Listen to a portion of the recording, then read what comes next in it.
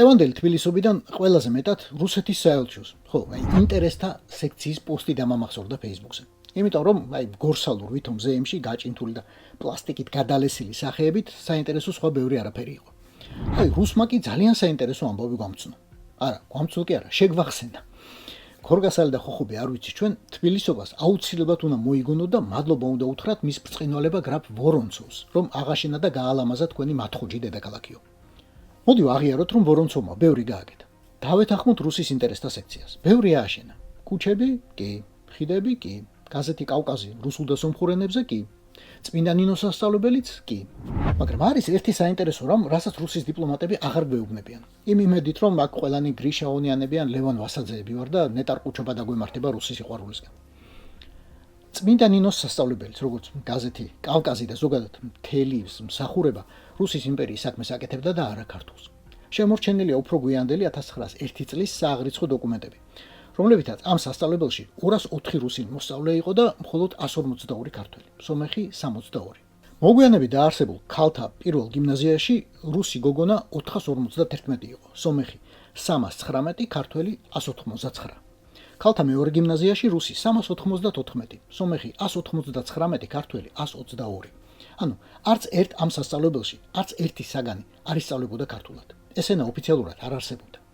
მაგრამ მთავარი, რითაც ვორონცოვი ქართულ ისტორიულ მეხსიერებას შემორჩა და ყველაზე წარმატებულ მთავარ მმართველად ითვლება, მისი გამჭრიახობა იყო. გამჭრიახობა. ძალიან კარგად ალღო მაშინდელ ქართულ ელიტას და ზუსტად ითამაშა ინსტინქტებზე, ჩინმენდლებისა და კარიერის ჩვენებურ სიყვარულზე.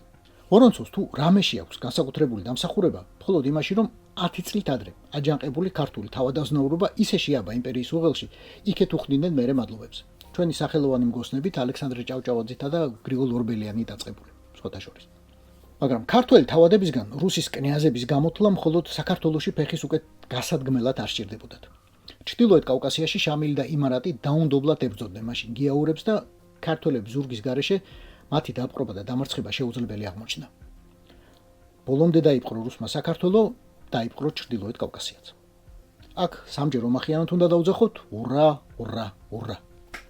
სწორედ ამის სიმბოლოა მიხეილ ვორონცოვი, რუსული რბილი, მაგრამ ძალიან საშიში ძალის.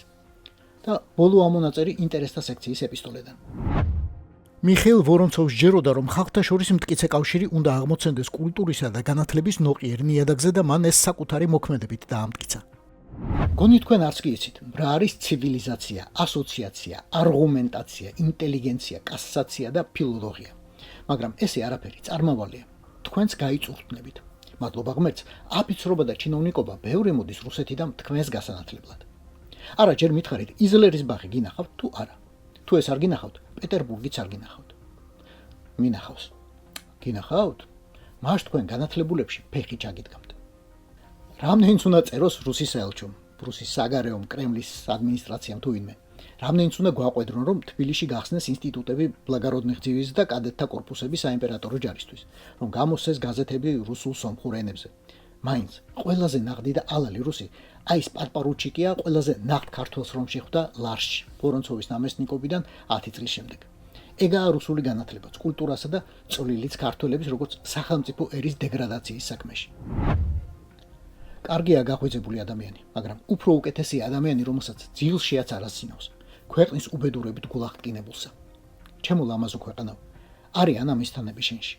მე მოვნახავ და თუ ვიპოვნე, ვეთაყვანები.